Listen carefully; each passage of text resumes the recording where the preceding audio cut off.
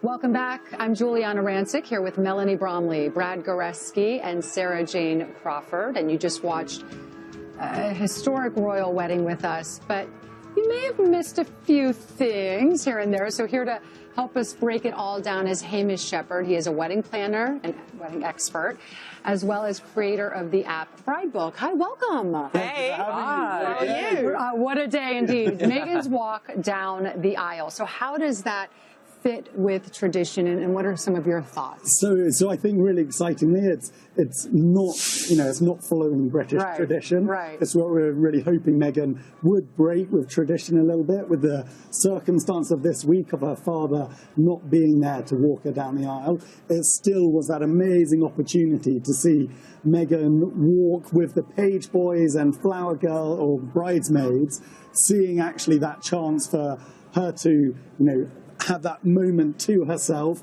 How she managed to control the page boys and bridesmaids is pretty incredible, these younger children. But then seeing Prince Charles waiting there to welcome her into the royal family is a huge moment. It's an amazing moment to see her, be welcomed in by her father-in-law, by the future King of England, and walked up to her prince and now her husband.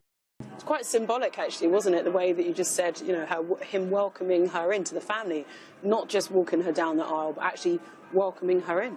Exactly, and that's where I think often there's been that worry. People have been maybe trying to stir of, is an American going to be welcomed into the British royal family? Right. Well, we've seen, with huge open arms. Exactly. It couldn't have been a warmer welcome. And you've just seen the excitement of today brimming. You can hear how much Windsor and the UK is partying about it. Well, and as a wedding planner, a wedding expert, what do you think will emerge from what we saw today in terms of people reaching out to you, future brides, saying, you know what, maybe I want this or I want that? What do you think will emerge? So I think the biggest trend that's going to emerge is the sort of powerful female figure in weddings.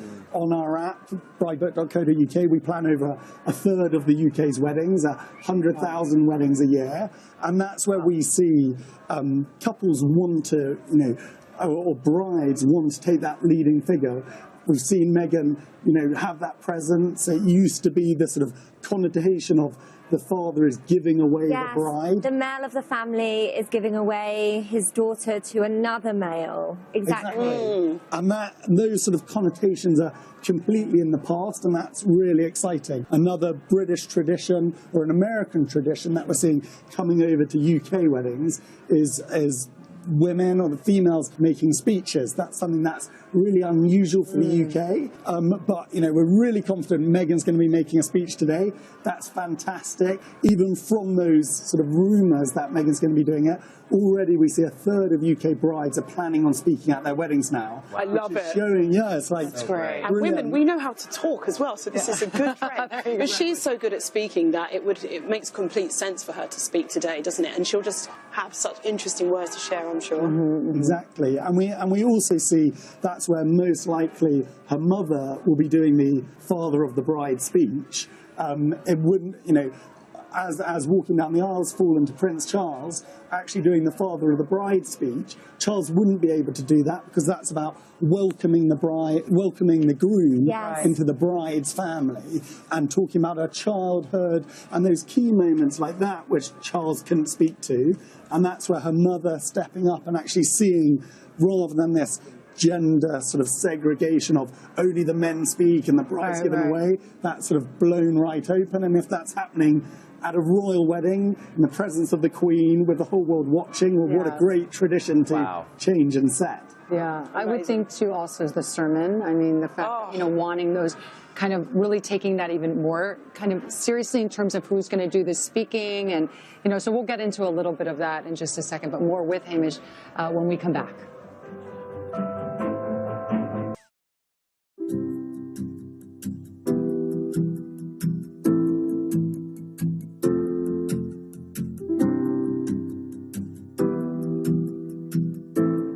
shoes, of course.